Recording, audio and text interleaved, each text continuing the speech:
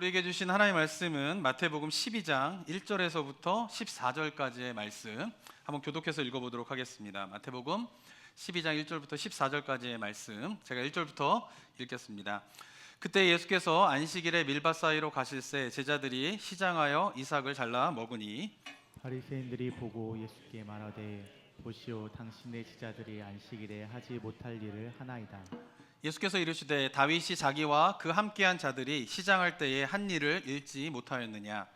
그가 하나님의 전에 들어가서 제사장 외에는 자기나 그 함께한 자들이 먹어서는 안 되는 진설병을 먹지 아니하였느냐? 또 안식일에 제사장들이 성전 안에서 안식을 범하여도 죄가 없음을 너희가 율법에서 읽지 못하였느냐? 내가 너희에게 이르노니 성전보다 더 큰 이가 여기 있느니라. 나는 자비를 원하고 제사를 원하지 아니하노라 하신 뜻을 너희가 알았더라면 무죄한 자를 정죄하지 아니하였으리라. 인자는 안식일의 주인이니라 하시니라. 거기에서 떠나 그들의 회당에 들어가시니 한쪽 손 마른 사람이 있는지라.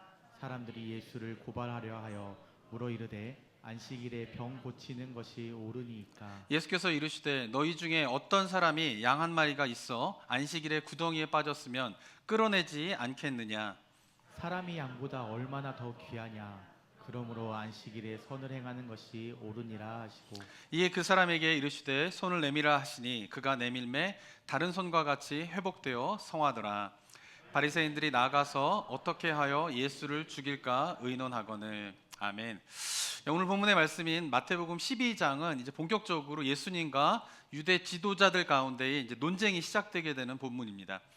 유대 지도자들과 예수님과의 논쟁이 이제 계속 시작되게 되는데, 오늘 본문에서 시작된 첫 번째 주제는 뭐냐면 바로 안식일에 대한 그런 논쟁이 이제 시작이 되게 됩니다.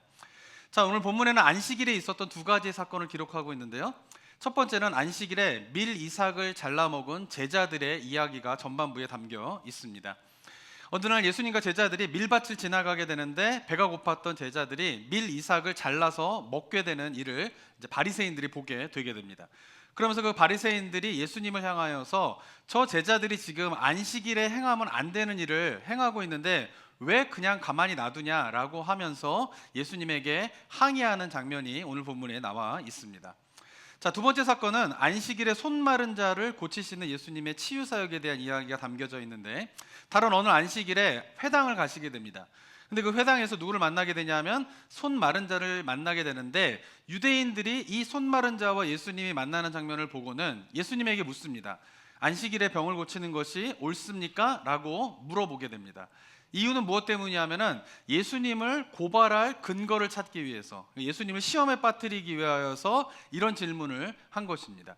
이에 대해서 예수님께서는 안식일에 선을 행하는 것이 옳다라고 말씀하시면서 그 손 마른 자를 고쳐주시는 치유의 사역을 안식일에 행하시게 되게 됩니다. 자, 이 두 가지 사건으로 말미암아 바리새인들의 분노가 이제 일어나게 되게 됩니다. 왜냐하면 두 사건 모두는 안식일에는 일을 하지 말아야 된다라고 하는 안식일 율법을 어기는 행동이었기 때문에 그런 것입니다. 그래서 이 사건으로 말미암아 우리가 읽은 14절에서 보는 것처럼 이제 바리새인들이 예수님을 죽이려고 하는 모의가 시작되게 되는 결정적인 사건이 되게 됩니다.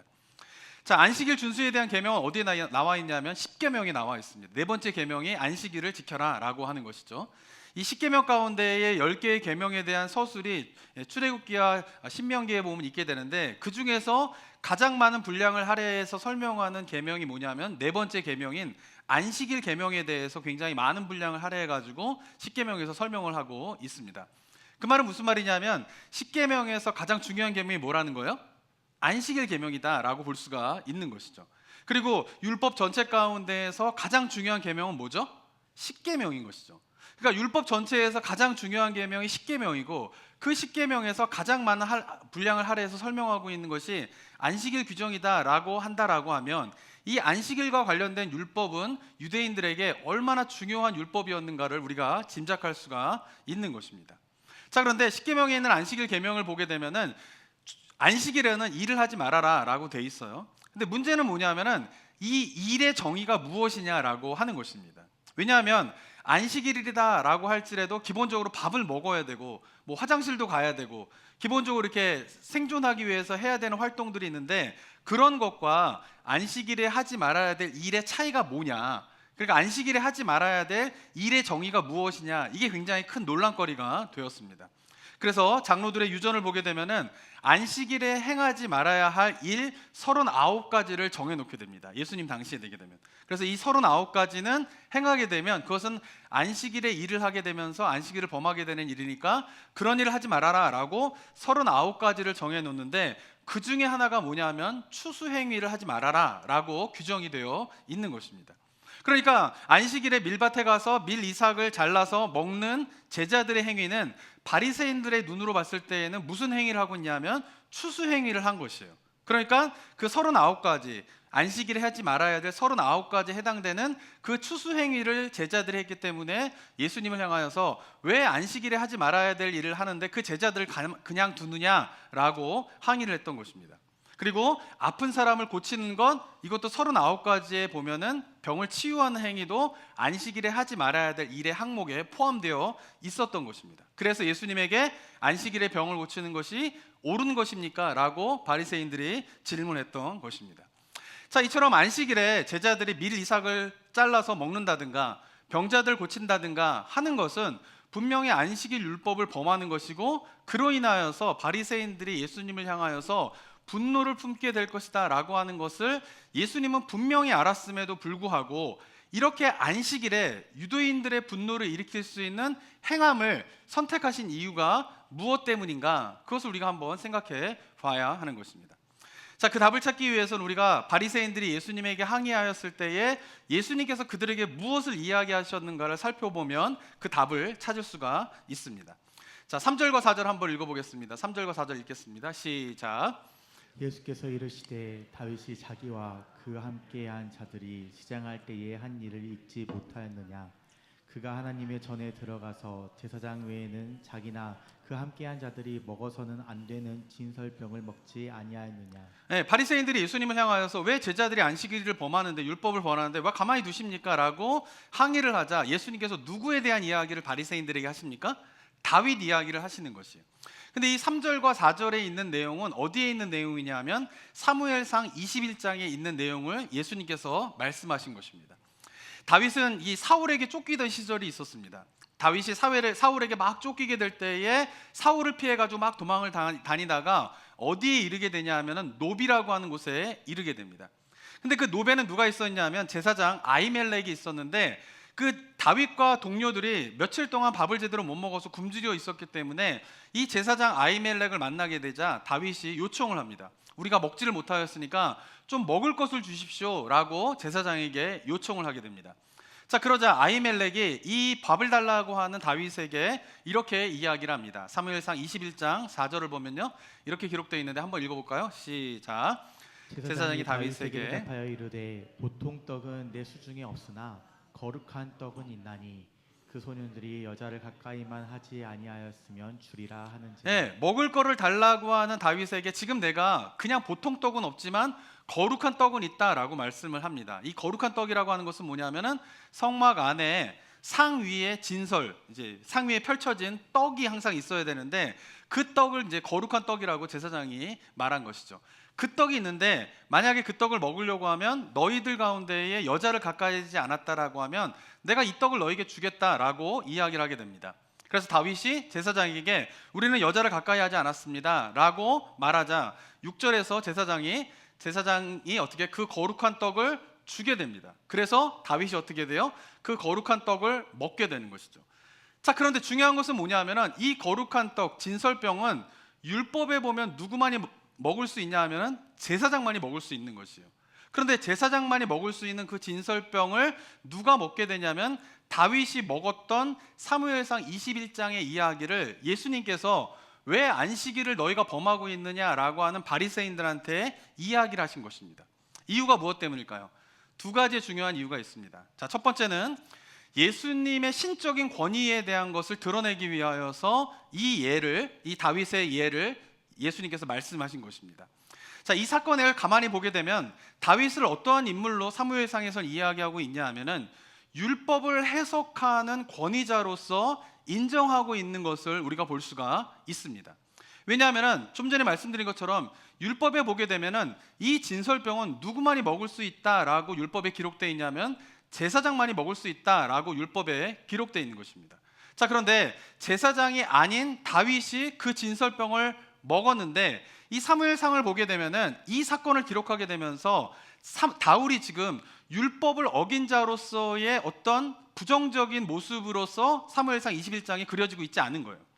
그리고 이스라엘의 역사 속에서도 보게 되면은 제사장만이 먹어야 되는 진설병을 제사장이 아닌 다윗이 먹었음에도 불구하고 그 행위가 잘못됐다라고 이스라엘 역사 속에서 랍비와 유대인들이 비난을 하고 있지 않다라고 하는 것입니다. 이유가 무엇 때문일까요? 그것은 바로 다윗의 그 행동은 진설병과 관련된 율법을 어기지 않은 행동으로 인정받고 있었기 때문에 그런 것입니다. 그러니까 진설병과 관련된 율법을 어겼다면은 다윗의 행위는 사무엘상에서 분명 비난을 받았을 것이에요. 그리고 이스라엘의 역사 속에서 뭔가 잘못된 일을 한 존재로서 다윗이 전에 내려왔을 것입니다. 그런데 그렇지 않았다라고 하는 것은 뭐냐면 다윗이 진설병을 먹은 것이 뭐예요? 진설병과 관련된 율법을 어긴 것이 아니다라고 인정되었기 때문에 그런 비난이 없었다라고 볼 수가 있는 것입니다. 자, 율법에 따르면 기본적으로 진설병은 제사장만이 먹을 수 있었지만 다윗이 그 진설병을 먹음으로써 생사의 위협에 처한 상황에 있었던 그 다윗과 그 동료들이 진설병을 먹는 것은 진설병과 관련된 율법을 어긴 것이 아니다라고 해석한 사건이다라고 볼 수가 있는 것이에요. 그러니까 다윗은 어떤 존재로 지금 사무엘상에서 그려지고 있냐 하면은 율법의 해석자로서 다윗이 굶주린 가운데에 배고픔 가운데에서 그 진설병을 먹게 된 것은 그 진설병과 관련된 율법을 어떻게 해요? 어기지 않은 존재로서 묘사되고 있는 것이죠. 그러니까 뭐예요? 그 율법에 대한 해석자로서 성경에서 기록을 하고 있다라고 하는 것입니다. 자, 그런데 중요한 것은 예수님은 어떤 분이십니까?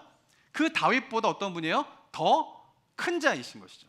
그러니까 예수님보다 작은 자인 다윗을 성경에서는 율법을 해석할 수 있는, 그 율법을 어긴 것인지 아닌지를 해석할 수 있는 권위자로서 성경이 인정하고 있는데 그 다윗보다 더 큰 예수님은 어떻다라는 거예요? 당연히 성경을 해석할 수 있는 권위자임을 예수님께서 다윗의 얘기를 통하여서 드러내고 계신다라고 하는 것입니다. 그러니까 예수님께서 바리새인들이 안식일의 율법을 어겼다라고 주장하는 것에 대해서 다윗의 이야기를 하는 것을 통하여서 말씀하시는 것은 뭐냐면 자신이 다윗보다 더 큰 자로서 이 율법을 어겼는지 지켰는지를 해석할 수 있는 권위가 누구에게 있다라는 거예요?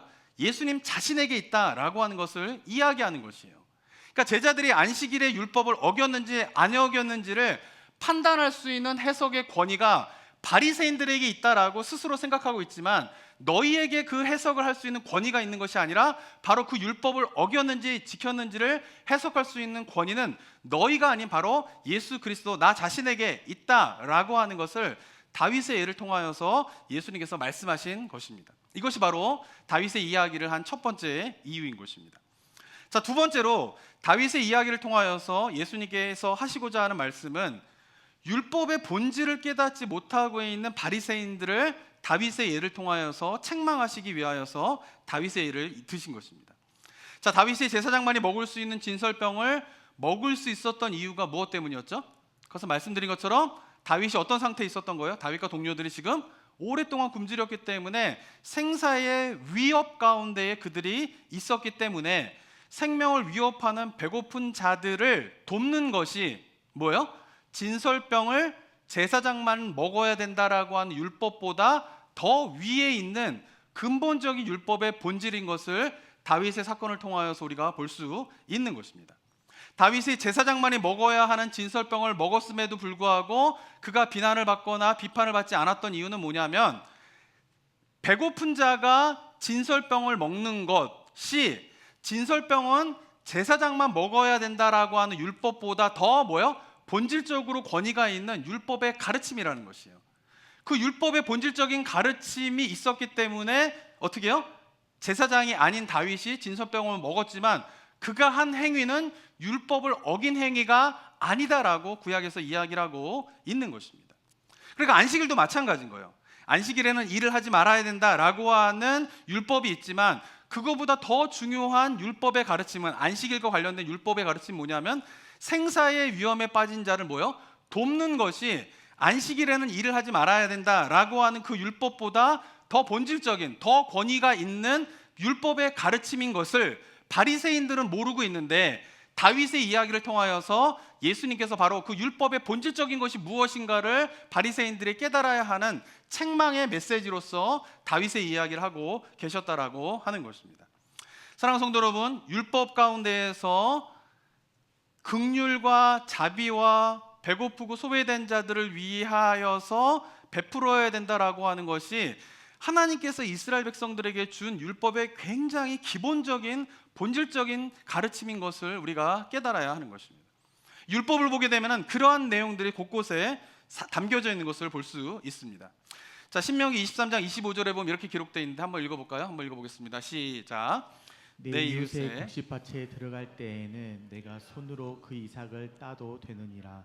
그러나 내 이웃의 곡식밭에 낫을 대지는 말지니라. 예, 10계명에 보게 되면은 어떻게 됐습니까? 제 8계명에 도둑질하지 말라 이렇게 돼 있어요.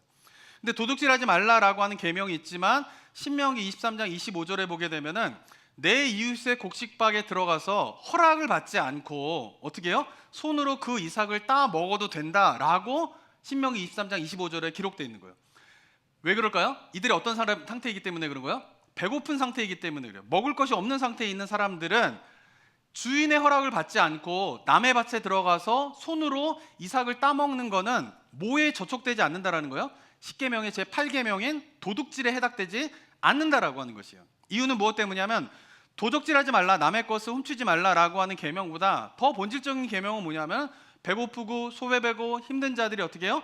그 긍휼의 은혜를 받는 것이 율법에서는 더 중요한 본질적인 가르침이기 때문에 이들이 가서 다른 사람의 밭에서 허락을 받지 않고 이삭을 따먹어도 그것은 제8계명에 해당되는 도둑질하지 말라라고 하는 계명을 저촉하지 않는 더 권위가 있는 계명으로서 신명기 23장 25절을 이야기하고 있다라고 하는 것이죠. 그렇지만 단 조건이 있죠. 손으로 따먹는 건 괜찮지만 뭘로 따먹는 건 안 되는 거예요? 낫을 가지고 막 대량으로 오늘도 먹고 내일도 먹고 이제 한 달치도 먹고 이렇게 가져가는 건 뭐예요? 10계명의 제8계명인 도적질하지 말라라고 하는 것을 계명을 저촉되는 거지만 그렇지 않고는 그것이 뭐예요? 그 8계명보다 더 본질적으로 위에 있는 긍휼을 베푸는 계명으로서 더 중요하다라고 성경이 이야기를 하고 있는 것입니다. 자, 레위기 19장 9절 10절에서도 이렇게 기록하고 있습니다. 한번 또 읽어볼까요? 시작. 너희가 너희 땅에서 곡식을 거둘 때에 너는 밭 모퉁이까지 다 거두지 말고 내 떨어진 이삭도 줍지 말며 내 포도원의 열매를 다 따지 말며 내 포도원에 떨어진 열매도 줍지 말고 가난한 사람과 거류민을 위하여 버려두라. 나는 너희의 하나님 여호와니라. 예, 추수를 하는 사람도 추수할 때에 지켜야 될 계명이 뭐냐면은 밭이 있으면 귀퉁이에 있는 뭐예요? 곡식은 베지 말라라는 거예요. 왜? 누구를 위해서? 11, 10절에 있는 것처럼 어떻게 거류민과 배고픈 자들을 위해서 남겨두라는 거예요. 그리고 추수를 하면서 낫질을 하게 되면서 떨어지게 된 이삭이 있으면 그것을 싹싹 긁어다가 가져가지 말고 떨어진 이삭은 그냥 놔두라는 거예요. 포도원에서도 포도를 수확할 때에도 떨어진 포도들은 그냥 놔두라는 거예요. 이유가 무엇 때문이에요? 배고픈 자와 거류민들을 위해서 그들이 먹을 수 있도록 긍휼을 베풀라라고 하는 것이 뭐예요? 추수와 관련된 율법의 본질적인 가르침이다라고 하는 것입니다. 이처럼 가난한 자들에게 긍휼을 베푸는 것, 자비를 베푸는 것, 이것은 하나님께서 우리에게 율법을 주신, 이스라엘 백성들에게 율법을 주신 가장 기본적인 중요한 본질적인 가르침임에도 불구하고 예수님 당시의 바리새인들은 안식일에는 일하지 말아야 된다라고 하는 가르침에 매몰되면서 더 본질적인 자비를 베풀고 긍휼을 베풀어야 하는 뭐요? 율법의 본질적인 내용들은 잃어버린 모습에 대해서 예수님께서 다윗의 이야기를 통하여서 지적하고 계신 것입니다. 그래서 7절에서 다윗의 이야기를 하고 난 다음에 이런 말씀을 하시게 된 겁니다. 7절 한번 또 읽어보겠습니다. 시작. 나는 자비를 원하고 제사를 원하지 아니하노라 하신 뜻을 너희가 알았더라면 무죄한 자를 정죄하지 아니하였으리라. 나는 자비를 원하고 제사를 원하지 아니한다. 이 말씀은 호세아서 6장 6절을 인용하여서 말씀하신 것입니다. 호세아서 선지자 시대에 이스라엘 백성들의 모습이 어땠냐 하면은 율법에 따라 제사는 성전에서 잘 드려졌어요. 그런데 사회적으로 보면 어떤 일이 일어나게 되냐면은 도적질과 강도와 음행과 그다음에 가난하고 소외받은 자들이 계속 굶주림에 시달리게 되는 일들이 동시에 벌어지고 있었던 것이에요. 율법에 따라 성전에서 제사가 잘 드려졌다라고 하는 것은 어떤 의미가 있냐면 이스라엘 백성들 모두가 그 제사에 참여하고 있었다라고 하는 것을 보여주게 되는 것이에요.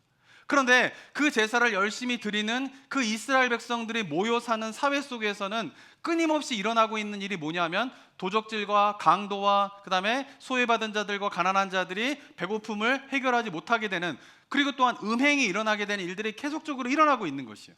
그 말은 무슨 말이냐 하면 그들에게 뭐가 있는 거예요? 제사는 드리지만 그들에게 뭐가 없는 거예요? 삶 가운데 자비가 없는 거예요. 다른 사람을 향한 긍휼의 마음이 없는 거예요. 그래서 호세아 선지자를 통하여서 하나님께서 말씀하신 것이 뭐냐면 내가 제사를 원하지 아니하고 자비를 원한다라고 하는 것이 무슨 말인지를 너희가 깨달아야 된다라고 호세아 선지자의 말씀을 예수님께서 인용하면서 그대로 바리새인들도 지금 빠지고 있는 영적인 잘못이 뭐냐 하면은 그들 가운데 안식일은 잘 지키고 있죠. 율법은 잘 지키고 있죠. 그런데 그들 가운데 빠진 게 뭐예요? 자비와 긍휼이 빠진 거예요. 안식일에는 돌봐야 될 사람이 있는 거고 안식일에는 어떻게 해요? 회복해야 될 사람들이 있는데 그런 사람조차도 다 보지 못하고 오직 안식일에는 일을 하지 말아야 된다라고 하는 그 율법에만 매몰리게 되면서 안식일을 통하여서 하나님께서 주시고자 하는 자비와 긍휼의 본질적인, 율법의 본질적인 것은 잃어버리고 있음에 대한 것을 예수님께서 책망하고 계신 것입니다. 자, 여기서 예수님께서 지적하신 바리새인의 궁극적인 문제가 무엇인가를 우리가 잘 봐야 합니다. 표면적으로는 안식일 율법에 일을 하지 말아야 된다라고 하는 것에 매몰되어서 율법에 담겨져 있는 근본적인 자비의 베품과 회복의 정신을 잃어버리지 못한 모습에 대해서 책망하고 있지만 이것은 어떤 의미가 있냐면 바로 하나님의 말씀을 대할 때에 뭔가 이게 단편적인 부분에만 매몰되게 되면서 궁극적으로 율법의 본질이 무엇인가, 하나님께서 우리에게 율법을 주시고 말씀을 주신 근본적인 내용이 무엇인가를 보지 못하는 영적인 무지함에 대한 것을 예수님께서 책망하고 계신 것이에요. 이 부분에 대해서 우리가 한번 생각해 봐야 하는 것입니다. 자, 우리 성도님들과 한번 퀴즈를 한번 풀어봤으면 좋겠는데요. 제가 영상 하나를 보여드릴 텐데 이 영상에는 흰 옷을 입은 여학생과요 검은 옷을 입은 여학생이 나오게 됩니다. 근데 여학생들이 서로 같은 편에게 이제 농구공을 서로 패스를 하게 됩니다. 그래서 한번 이제 보시면서 영상을 보시면서 하얀 옷을 입은 여학생이 농구공을 몇 번을 패스하는지를 한번 세 보시기 바랍니다. 정답을 맞히시는 분에게는 밥 한 그릇을 더 드려서 네, 오늘 온유 섬김에서 밥 한 그릇 더 주시기 바랍니다. 아시겠죠? 그래서 한번 영상을 보여드릴 테니까 이 영상을 보시면서 하얀 옷을 입은 여학생이 공을 몇 번을 패스하는지 한번 잘 세보시기 바랍니다. 한번 영상 보도록 하겠습니다.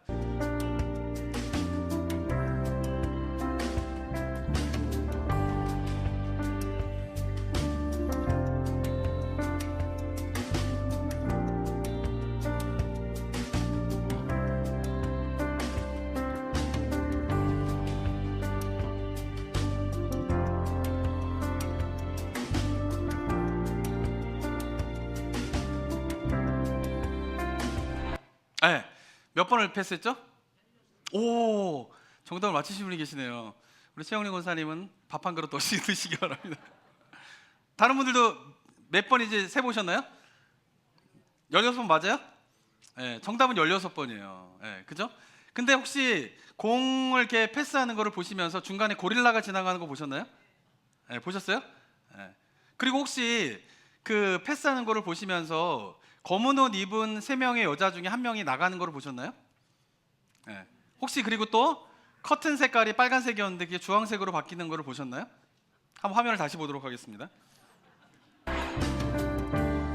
정답은 16번입니다.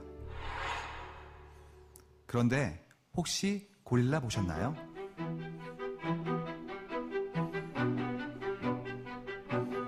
하버드 심리학과에서 만든 이 실험 영상을 본 사람 가운데 지금까지 절반이 고릴라를 보지 못했습니다.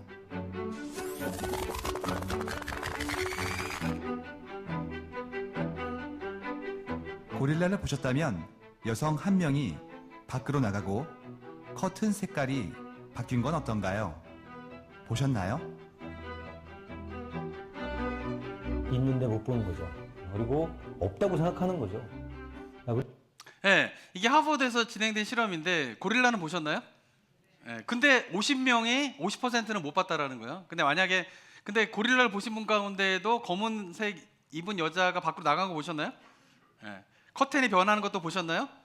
네. 근데 만약에 하얀색 입은 여자가 공을 몇 번을 패스하는가를 막 세고 있었다라고 하면은 잘 못 보셨을 거예요. 근데 고릴라도 나타나고 한 사람도 나가고 커튼도 색깔 변한 걸 다 보신 분은 니들은 패스해라. 뭐 예, 나는 관심이 없어. 세지 않고 그냥 화면을 보시게 되면 아마 눈에 다 보이셨을 텐데 만약에 집중해가지고 정말 흰 옷 입은 여자가 몇 번을 공을 패스하는가를 집중해서 막 세는 가운데 있었다라고 하면 고릴라를 못 보셨을 수도 있고요. 고릴라까지는 보셨던 분들이라 할지라도 검은색 입은 여자 한 명이 나가는 거는 보지 못하셨을 가능성이 높고요. 근데 저도 이걸 해봤는데 고릴라는 보였어요. 고릴라가 왜 나타나지? 속으로 그랬어요. 근데 나중에 보니까 커튼 색깔이 변한 거는 저는 그때 처음에는 인식하지 못했어요. 이게 빨간색에서 주황색으로 바뀌었구나. 그리고 3명의 여자가 공을 패스하다가 2명이서 패스를 하는구나. 이 부분은 저도 보지 못했던 것입니다. 자, 이런 것처럼 한 가지의 어떤 사실에 대해서 집중을 하다 보면은 분명히 일어난 사건임에도 불구하고 그것을 인식하고 바라보지 못하는 것이 뭐예요? 우리 인간의 한계성이다라고 하는 것입니다. 근데 이러한 현상이 강해지게 되면 어떤 일이 벌어지게 되냐면은 확증 편향이라고 하는 그런 데 빠지게 된다라고 하는 것입니다. 확증 편향이라고 하는 것은 뭐냐면 자신의 가치관이나 기존의 신념 혹은 판단 따위와 부합하는 정보에만 주목하고 그 외의 정보는 무시하는 사고방식과 태도를 이야기하는 것이에요. 쉽게 말하면 내가 보고 싶은 것만 보고 내가 듣고 싶은 것만 들으려고 하면서 내가 듣고 싶지 않은 것에 대해서 완전히 귀를 닫아버리고 눈을 닫아버리면서 그런 것에 대해서 잘 인식하거나 그것을 인정하지 않는 태도를 바로 확증 편향이라고 이야기를 하고 있는 것입니다. 요즘에 이런 확증 편향적인 모습이 굉장히 강화되는 영역이 있죠. 어디죠? 정치입니다. 정치에 어떻게 돼요? 자신의 정치적인 성향이 맞는 사람이 이야기하는 거는 거짓말을 이야기해도 다 믿으려고 그래요. 그런데 자신의 정치적인 성향과 반대되는 사람이 이야기할 때에는 그 사람이 참말을 이야기해도 들으려고 하지 않는 거예요. 중요한 것은 뭐냐면 그 사람이 진리를 이야기하고 있느냐 가짜를 이야기하고 있느냐가 중요한 게 아니라 나하고 같은 입장이냐 다른 입장이냐에 따라서 사람들의 말을 취사 선택하게 되는 이러한 모습들이 확증 편향인데 이런 정치적인 확증 편향이 너무나 강해진 모습에 이 시대를 살아가고 있다라고 하는 것이죠. 그리고 이러한 정치적인 확증 편향적인 사고에 빠지게 만드는 굉장히 중요한 역할을 하는 것이 뭐냐 바로 유튜브예요. 유튜브는 어떻습니까? 자기가 보고 싶은 것만 자꾸 알고리즘에 의해서 요즘 또 AI가 발달돼 가지고 자기가 머물고 있는 영상에 눈에 머물고 있는 시간까지 다 계산합니다. 이 사람이 어떤 영상에 눈이 머물고 있는지 어떤 영상은 넘기는지 이런 거를 다 계산해 가지고 AI가 자기가 좋아하는 영상들만 어떻게 해요? 알고리즘에 따라서 막 하는 거예요. 그러니까 가짜 뉴스가 나와도 어떻게 해요? 그 가짜 뉴스에 가장 그냥 속는 일들이 벌어지고 있는 거예요. 지난 토요일에도 우리가 이제 푸드뱅크 하면서 식사를 하는데 갑자기 우리 이지호 목사님이 폭탄 발언을 하시는 거예요. 뭐냐면은 손흥민이 이적했죠? 이러는 거예요.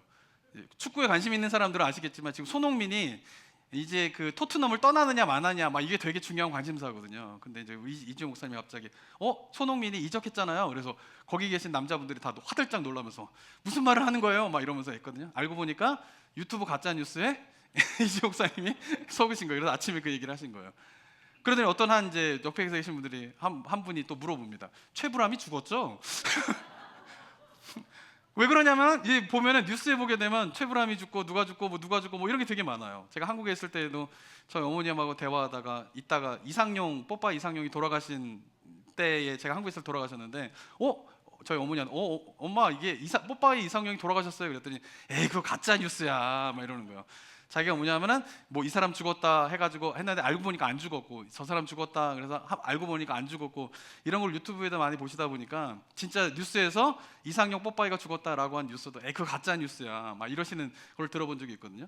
그러니까 그런 식으로 뭐냐면은 유튜브에서 이야기하고 있는 여러 가지 부분에 대한 것들을 무분별하게 들으시면은 제가 이제 교인들한테 우리 성도님들한테 이 싸워야 될 영적인 대상이 누구예요? 유튜브. 유튜브를 너무 보지 마세요, 진짜. 근데 보실 때에도 필요한 정보를 자기가 검색해서 보세요. 그러니까 옆에서 막 띄워주는 거 있잖아요. 그런 거 다 클릭해서 보시다 보면은 어떻게 되냐면 유튜브에서 이야기하고 있는 것을 계속 쫓아서 듣고 하다 보면은 어떻게 돼요? 이 확증 편향적인 늪에 빠질 수밖에 없어요. 그러니까 지금 그런 사람들이 굉장히 많은데, 그런 사람들이 빠지게 된 이유가 뭐냐면은 그런 유튜브와 SNS 이런 것에 따라서 알고리즘이 던져주게 되는 정보들만을 취합하게 될 때에 이 확증 편향적인 어떤 모습들이 너무나 심화되고 있는데, 그런 부분에 대해서 그리스도인들이 쉽게 생각해서는 안 된다라고 하는 것이에요. 물론 정치적인 확증 편향이 나는 없다라고 생각하시는 분들이 여기에 대부분이기를 소망합니다. 정치적인 확증 편향에 빠져 있으면 그 다음부터는 답이 안 나와요. 근데 그런 게 아니다라고 우리 성도님들을 잘 컨트롤하고 관리하고 있다라고 믿고 싶습니다. 그죠? 그런데 중요한 것은 뭐냐면은 꼭 정치적인 그런 뿐만 아니라 오늘 본문 속에서 바리새인들의 모습이 뭐냐면은 바로 종교적인 어떤 거예요? 확증 편향에 빠진 모습이 바로 바리새인들의 모습이다라고 하는 것이에요.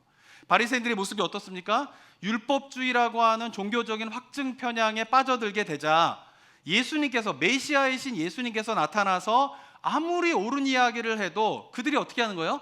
듣지 않는 거예요. 오히려 거기에 대해서 분노하고 예수님을 죽이려고 하게 되는 일들까지 일어나게 되는데, 그것이 뭐냐면 바로 종교적인 확증 편향에 빠져 있었기 때문에 그렇다라고 하는 것입니다. 예수님께서 다윗의 이야기를 하시고 제자들이 밀을 잘라서 먹고 병자들을 고치고 하시는 이유가 무엇 때문이에요?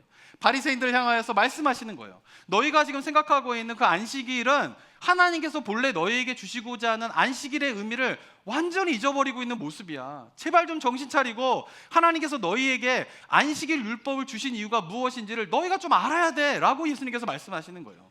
하나님께서 안식을 주신 것은 뭐예요? 하던 일을 멈추고 누구를 바라보라는 거예요? 하나님을 바라보라는 거예요. 하던 일을 멈추고 하나님을 전심으로 바라보라는 거예요. 왜? 지난 시간에 말씀드린 것처럼 예수님께서 주시는 쉼은 어떻게 해야지 누릴 수가 있습니까? 하나님을 알아야 되는 거예요. 하나님을 알아야지만이, 예수 그리스도께 나왔을 때에 하나님을 알아야지만이 예수 그리스도가 주시는 쉼, 안식을 누릴 수 있다라고 하는 것이에요. 그래서 하나님께서 안식일에는 일을 하지 말고 누구를 바라보라는 거예요? 하나님을 바라보라는 거예요. 좀 하나님을 알기 위하여서 그날 하루만큼은 하나님을 알아가는데 전심으로 다 하라는 거예요. 그것을 위하여서 하던 일도 좀 멈추고 하나님을 알아가는 일에 하루의 날로 삼아서 그렇게 하다 보면은 그 하나님을 알아가는 자가 뭐를 누리게 되는 거예요? 쉼, 안식을 누리기 때문에 안식일이 된다라고 하는 것이 본질적인 안식일을 주신 율법임에도 불구하고 그들은 그저 일하지 말라라고 하는 그 매몰되면서 거기만 보게 되면서 안식하라는 이유와 안식을 통하여서 배고프고 소외된 자들에게 자비를 베풀기 위함이고 병든 자들은 회복을 위함인 그런 안식일의 본질적인 부분들을 놓치고 잃어버리고 있는 것에 대해서 예수님께서 계속 이야기를 하는데, 바리새인들 어떻습니까? 그 예수님의 말에 완전히 귀를 닫고 오히려 분노하면서 예수님을 죽이려고 하는 것이에요. 이것이 뭡니까? 바로 종교적인 확증 편향에 빠진 모습이다라고 하는 것입니다. 사랑하는 성도 여러분, 이러한 바리새인의 모습이 우리들에게는 없을까요? 좀 전에 말씀드린 것처럼 요즘 현대인들이 너무나 이 SNS와 유튜브에 빠지게 되면서 이 확증 편향적인 성향들이 너무나 강해지고 있어요. 극단적인 우와 극단적인 좌로 점점 사회가 분열되어지고 나누어지게 되는 일들이 끊임없이 일어나고 있잖아요. 근데 더 안타까운 것은 뭐냐면 그런 사회적인 현상이 그대로 교회로 들어오고 있다는 거예요. 이것에 대해서 아무런 영적인 심각한 문제를 인식하지 못하고 있는 것이 굉장히 큰 문제이다라고 하는 것입니다. 말도 안 되는 거짓 뉴스를 믿은 그리스도인들이 늘어나고 있어요. 올바른 이야기를 해도 듣지 않으려고 하는 그리스도인들이 늘어나고 있어요. 그러면서 그런 모습들이 그대로 교회 안에 들어오고 있는 이런 모습들, 이것에 대해서 우리가 지금 바리새인들을 책망하고 있는 예수님의 책망이 그러한 삶의 모습을 여전히 이 시대의 교회를 향한 예수님의 책망인 것을 우리가 깨달아야 하는 것입니다. 아마도 그렇게 극단적인 어떤 확증 편향적인 모습에 빠지지 않더라 하더라도 우리가 성경을 보면서 우리 자신 가운데에 확증 편향적인 성향을 가지고 성경을 보려고 한다라고 하는 모습 또한 우리가 인정할 필요가 있어요. 무슨 말이냐면 바리새인들이 안식일의 율법을 어기면 일하지 말라라고 하는 그 율법을 어기면 그것을 철저히 그들이 지켰던 이유가 무엇 때문이에요? 하나님께서 심판하신다라고 하는 심판의 하나님만을 생각했기 때문에 어떻게 해요? 그들은 안식일을 철저히 지키려고 했던 것이에요. 그런데 심판하는 하나님만을 그들이 보게 되면서 그들이 보지 못했던 하나님의 모습은 무엇이냐면 안식일을 통하여서 안식과 회복과 긍휼을 베푸시고자 하는 사랑의 하나님의 모습은 그들이 보지 못했던 것이에요. 그러나 하나님을 볼 때에 심판의 하나님만을 보는 거죠. 근데 성경은 심판의 하나님도 이야기하고 있지만 그러나 긍휼과 사랑을 베푸시는, 용서를 베푸시는 사랑의 하나님도 분명히 이야기하고 있는데, 성경 속에서 이야기하고 있는 하나님의 이 두 가지의 모습을 다 바라보는 것이 아니라 심판의 하나님만을 바라보게 되면서 누구는 보지 못하는 거예요? 사랑의 하나님을 보지 못하는 모습이 바로 바리새인들의 모습이었다라고 하는 것이에요. 그런데 그러한 모습이 이 시대를 살아가는 많은 그리스도인들도 동일하게 나타나고 있는 신앙의 모습인 것이에요. 하나님을 심판의 하나님으로 생각하는 분들은요, 회개 기도를 하고 하나님 앞에서 내가 잘못했습니다, 내가 하나님 앞에서 정말 회개합니다 라고 통회하는 기도가 있어요. 근데 뭐가 없냐 하면은 하나님의 사랑으로 말미암아 기쁨을 누리고 자유를 누리기는 그 하나님의 사랑 안에서 뭔가 이렇게 안식하게 되는 거를 잘 누리지 못하는 성도들의 모습을 제가 보게 돼요. 제가 이게 어렸을 때부터 저도 이제 한국교회에서 자라왔지만은 목회를 하면서도 어렸을 때부터 이렇게 신앙생활을 하게 되면은 한 20여 년 전에 한국교회의 많은 성도님들 가운데 많은 퍼센테이지율은 하나님을 생각할 때에 하나님을 두려운 하나님으로 생각하는 경우가 되게 많았어요. 심판의 하나님. 그래서 하나님 앞에서 뭔가 이렇게 부끄러운 일을 행하는 것에 대해서 되게 두려워하고, 그래서 회개 기도가 많았죠. 성도님들이 회개할 때마다 항상 회개 기도가 있었죠. 그 이유는 뭐냐면은 하나님을 뭐예요?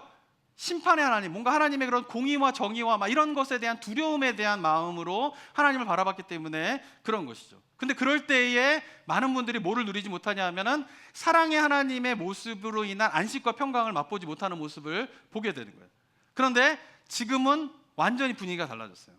한국교회도 그렇고 이민교회도 그렇고 성도님들이 생각하는 하나님의 모습은 어떤 모습이냐면 뭔가 두렵고 심판하시는 하나님의 모습보다는 어떤 모습을 더 강하게 생각을 해요?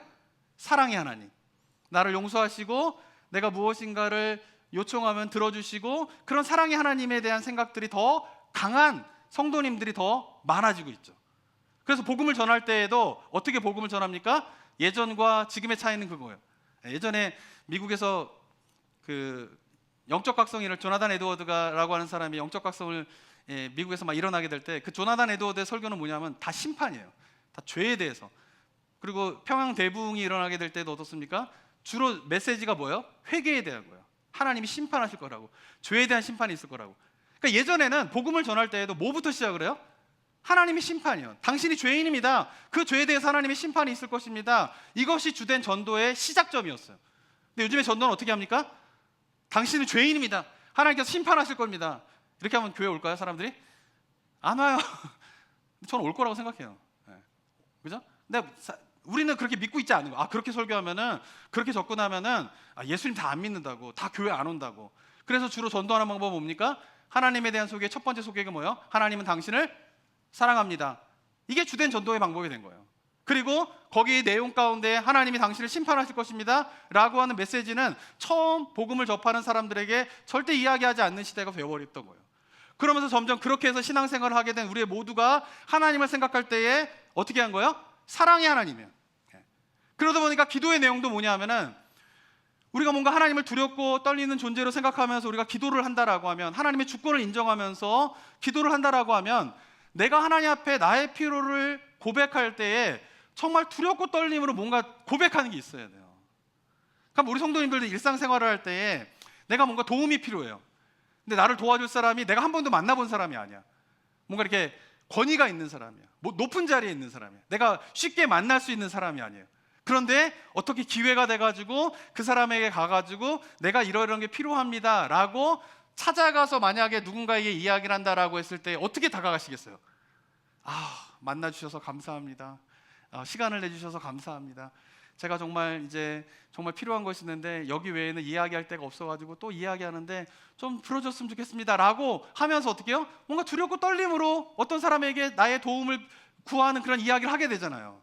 근데 우리의 기도가 과연 그러냐라는 거예요. 그게 아니라 사랑의 하나님에 대한 생각들로 가득 차게 되면서 우리의 기도는 어느 순간부터 당연히 내가 이야기하면 하나님 어떻게 하셔야 돼요? 들어주셔야 되죠. 하나님이 내가 뭔가를 요구하게 되면 하나님은 당연히 들어주셔야 되는 분으로만 생각하면서 뭐예요? 우리가 기도할 때가 너무나 많이 있다라고 하는 것이죠. 물론 에베소의 말씀처럼 우리가 담대함으로 하나님께 나아가는 게 굉장히 중요합니다. 근데 그렇게 성경에서 이야기하고 있는 담대함으로 하나님께 나아가는 모습 속에는 하나님에 대한 두렵고 떨림에 대한 경외함과 사랑의 하나님으로서 우리에게 은혜를 베푸신 그 하나님에 대한 균형 잡힌 생각 속에서 하나님 앞에 담대함으로 나아가게 되는 모습을 이야기하고 있는 것이지, 이 시대의 많은 그리스도인들이 생각하는 것처럼 하나님에 대한 두려움도 없고 내가 하나님 앞에서 부끄러운 일을 행하였는데 거기에 대해서 하나님의 심판이 있을 것이다 라고 하는 두려운 마음도 없는 가운데에서, 회개치도 않는 가운데에서 내가 요구하는 것은 하나님이 당연히 들어주셔야 하는 분으로 기도하는 모습을 이야기하고 있는 것이 아니다라고 하는 것이에요. 그러면서 점점 성도들 가운데, 그리스도인들 가운데 어떤 생각들이 많아지게 되냐 하면은 하나님은 당연히 내가 기도하면 들어주셔야 되는 분이 기본으로 기도의 자세로 깔려 있어요. 뭔가 두렵고 떨림으로 하나님, 이거를 어떻게 이야기할까요? 주님께서 어떻게 이걸 생각하실까요? 막 이런 두려운 마음으로 뭔가 하나님 앞에 기도하는 것이 아니라 당연히 하나님 들어주셔야 되는 걸로 생각을 하는 거죠. 그러면서 어떻게 해요? 그렇게 기도한 대로 뭔가 하나님이 들어주시지 않으면은 하나님에 대한 원망이 막 마음 가운데 쏟아지는 것을 보게 돼요. 왜 나한테 이러십니까? 하나님 어떻게 나한테 이러실 수가 있어요? 라고 하는 원망을 너무나 쉽게 하는 모습을 보게 되는 것이에요. 뿐만 아니라 하나님에 대해서도 뭔가 하나님 앞에 기도하고 매달리면서 하나님께서 뭔가 이렇게 들어주시지 않으면은 에이, 하나님 믿어도 소용없네, 나 하나님 더 안 믿어 라고 하는 생각들을 너무나 쉽게 하는 시대를 살아가고 있다라고 하는 것입니다. 그 이유가 무엇 때문일까요?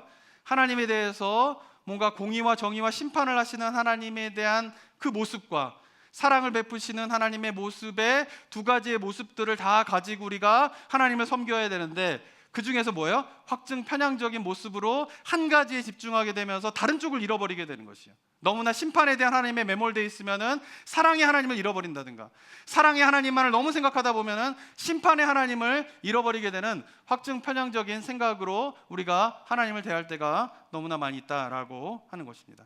사랑하는 성도 여러분, 이러한 편향적인 모습을 우리가 극복해야 돼요. 그래서 제가 지난 시간에 말씀드렸지만 우리가 하나님을 아는 것이 그래서 굉장히 중요합니다. 그런데 우리가 성경은 하나님이 어떠한 분인가를 너무나 명확하게 설명하고 있어요. 하나님에 대한 다양한 모습들을 이야기하고 있잖아요. 그래서 복음서도 사복음서잖아요. 예수님이 누구인가? 한나의 시선으로만 예수님의 생애를 바라보는 게 아니라 마태, 마가, 누가, 요한 네 가지의 시선으로 예수님의 생애를 입체적으로 설명을 하고 있잖아요. 그러면 우리가 그렇게 입체적으로 설명하고 있는 예수님과 하나님에 대해서 있는 모습 그대로 그 하나님을 받아들이고 생각을 해야 되는데, 우리는 자꾸 우리가 원하는 하나님의 모습만을 찾으려고 하고 우리가 듣고 싶어하는 하나님의 말씀만을 들으려고 하는 가운데에서 하나님께서 성경에서 이야기하고 역사 속에서 펼쳐 보이시는 하나님의 있는 모습 그대로, 하나님의 말씀 그대로 받아들이는 것이 아니라 확증 편향적으로 내가 원하는 것만, 내가 원하는 모습만을 받아들이면서 살아가고 있는 이 신앙의 영적인 문제들을 우리가 극복해야 하는 것입니다. 사랑하는 성도 여러분, 우리가 하나님을 믿으면서 하나님의 말씀을 우리가 대하면서 있는 모습 그대로 성경에서 보여주고 있는 하나님을 받아들이고 하나님께서 말씀하시는 그대로를 받아들일 수 있는 은혜가 우리 모든 성도들 가운데 있게 되기를 주님의 이름으로 축원합니다. 그래야 하나님이 누구이신지를 우리가 온전히 알게 되고, 하나님을 온전히 알아야 우리에게 뭐가 있습니까? 쉼과 안식이 있게 되는 것이에요. 우리가 예수님을 믿으면서도 쉼과 안식이 없는 이유는 아마도 우리 가운데 확증 편향적인 서양의 죄성이 있는데 그것을 극복하지 못하는 가운데에 주님을 바라보고 있기 때문에 있는 모습 그대로의 주님을 생각하고 받아들이는 것이 아니 내가 만든 하나님을 섬기고 따르고 있기 때문에 쉼은 없는 것인지 안식은 없는 것인지 돌아보는 우리 성도님 되시기를 주님의 이름으로 축원합니다. 사랑과 은혜가 충만하신 하나님 아버지, 성경 말씀을 통하여서 하나님의 뜻이 무엇인지를 너무나 명확하게 보여주고 계시는 그 하나님의 뜻을 우리가 있는 그대로 받아들일 수 있는 영혼의 정결함이, 영적인 순수함이 회복되어지게 되는 은혜 있을 수 있도록 주님 도와주시옵소서. 오래된 역사 속에서 하나님이 어떻게 일하셨는가를, 하나님이 그러면서 누구이신가를 성경을 통하여서 명확하게 보여주시고 계시는 하나님의 그 모습을 있는 모습 그대로 우리가 바라고 즐거워할 수 있는 영적인 성숙함이 우리 모두의 모습이 될 수 있도록 인도하여 주시옵소서. 우리는 부족하고 연약하여서 하나님을 섬길 때에도 내가 원하는 하나님만을 받아들이려고 하고, 하나님 내가 들으려고 하는 말씀만을 들으려고 하는 어리석은 존재임을 이 시간 고백합니다.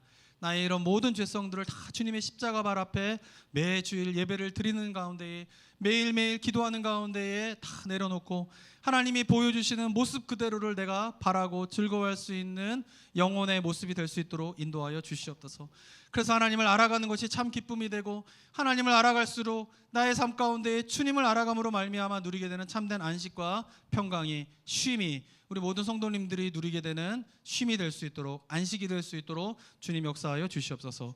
그래서 매주일마다 우리가 예배를 드리며 나아갈 때에 그 하나님을 알아가는 기쁨이 충만한 예배 되게 하여 주시옵고, 하나님의 임재를 경험함으로 말미암아 주님의 손길의 위로로 말미암아 참된 안식을 경험하게 되는 복된 예배가 매 주일의 예배가 될 수 있도록 주님 인도하여 주시옵소서. 그래서 주님께서 보여주시는 대로, 말씀하시는 그대로 따르고 순종하는 가운데에서 누리게 되는 영적인 풍성함들을 맛보게 되는 은혜가 우리 모든 성도님들의 삶의 모습이 될 수 있도록 주님 역사하여 주시옵소서.